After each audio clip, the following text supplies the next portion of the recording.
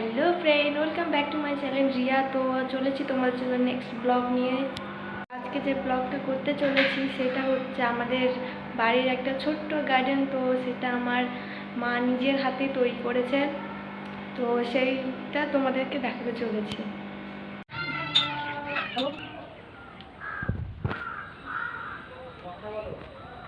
First এই গাছটার কথা বলি। এই গাছটার নাম হচ্ছে যে সবেদা গাছ। তো এটাতে প্রায় অনেক ফুল ধরে কিন্তু ফল হচ্ছে না। তো তোমরা দেখতে পারো এই যে অনেক ফুল ধরে আছে বাট কোনো ফল ধরে না। তো প্রায় 2 বছর ধরে লাগানো আছে। তো তোমরা যদি জেনে থাকো যে কি সার প্রয়োগ করলে ফল ধরতে পারে তো প্লিজ তোমরা এটা কমেন্ট করে বলবে। আমার সেটা জানা নেই, আর প্লিজ বলবে, হ্যাঁ। আর এই গাছটা আমার শাশুড়ি মা নিজের হাতে বড় করেছে। সেই এইটুকুটা এনেছিল দিয়ে এবার দেখছো যে কত বড় হয়েছে। তো প্লিজ এটা কমেন্ট করে বলবে। দেখতে পাচ্ছ এটা পেয়ারা গাছ, এটা লেবু গাছ। লেবু গাছে লেবু ধরেছিল 3টে, তো সেগুলো আমরা পেরে নিয়েছি। তো আসো আরও গাছ দেখাই। এই যে এটা করলা গাছ, দেখতে পাচ্ছ অনেক বড় হয়ে গেছে। আর এই তো একটা করলা ধরে আছে।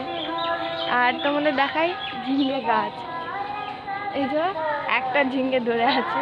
এখানে ছোট ছোট লাল শাক, পালক শাক এইসব লাগানো আছে। এখানে দেখছি যে আবার একটা বেগুন গাছও লাগানো আছে, সেটা আমি জানতাম না বাট এখন জানতে পারলাম। তো পুঁই শাক, আর সব থেকে বড় কথা হচ্ছে যে এই ড্রাগন গাছটি যেটা আমরা লাগিয়েছি, তো দেখতে পাচ্ছ অনেক ডাল এসব বেরিয়েছে। ফুল ছিল অনেক, তো ঝরে গেছে, মানে এখনও কোনো ফল হয়নি। তো আশা করছি যে খুব তাড়াতাড়ি ফল হবে।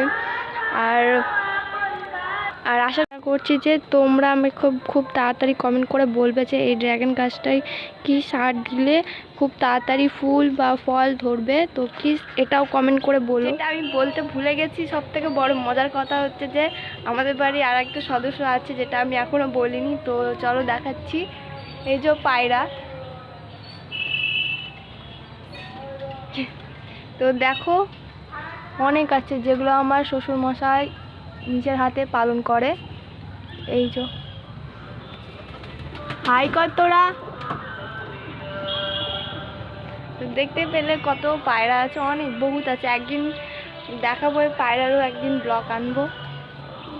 যে মানি প্ল্যান্টের গাছ এর আগে যেটা ছিল অনেক বড়, এটা সে আবার এটা নতুন হয়ে বেরিয়েছে, দেখতে পাচ্ছ অনেক বড়। তো এর থেকেও অনেক বড় ছিল, একদম অনেক বড় বলতে যে অনেকটাই বড় ছিল, যেগুলো কেটে দিয়েছি। তো আবার দেখতে পাচ্ছেন বড় হচ্ছে আস্তে আস্তে।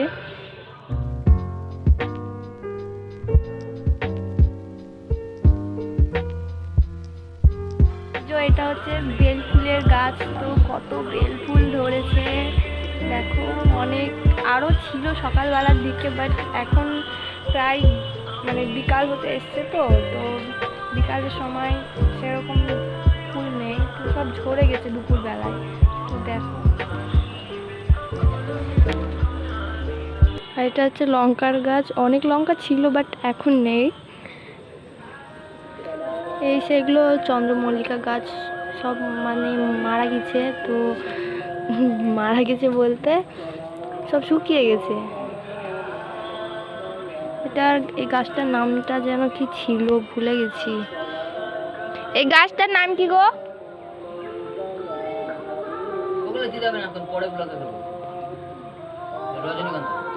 ও হ্যাঁ, মনে পড়েছে। এই গাছগুলোর নাম হচ্ছে রজনীগন্ধা।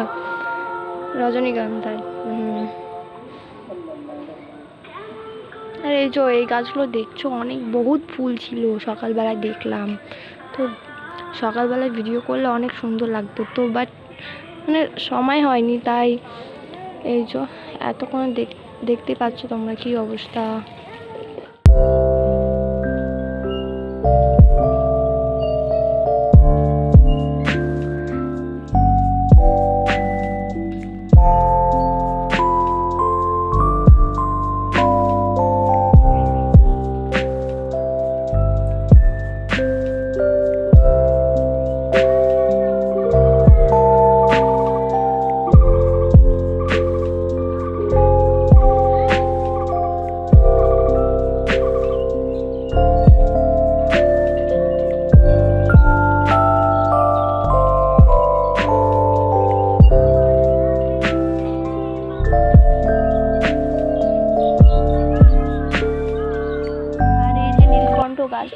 ছোট ছিল, এখন কত বড় হয়েছে দেখতে পাচ্ছ।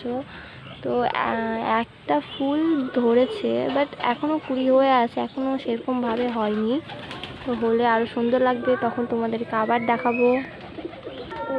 আর এই গাছটা তো তোমরা সবাই চেনো,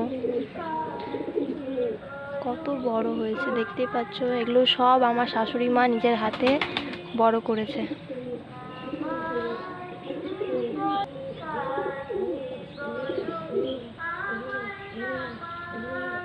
আর এই যে এই ফুলের গাছগুলোর নাম কি আমি জানি না, তো বাট তোমরা যদি জেনে থাকো তো প্লিজ কমেন্ট করে বলে দিও।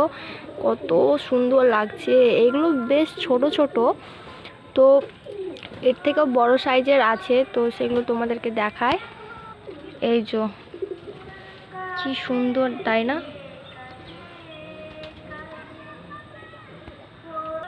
সকালে যখন এসেছিলাম তখন দেখলাম যে কি সুন্দর ফুল ধরেছিল, বাট এখন দেখছি যে সব বন্ধ হয়ে গেছে কুড়িগুলো, মানে ফুলগুলো। শুধু ভুলভাল বলি, কত বীজ দেখতে পাচ্ছ, কুড়ি ধরেছে আবার। তো যদি পারি তো কাল সকালবেলায় একবার ফুলগুলো তোমাদেরকে দেখাবো, অবশ্যই দেখাবো। তো বন্ধুরা, যদি এই ফুলের গাছের নাম জেনে থাকো তো প্লিজ আমাকে বলবে, কারণ আমি জানি না, তাই বলছি। ওকে,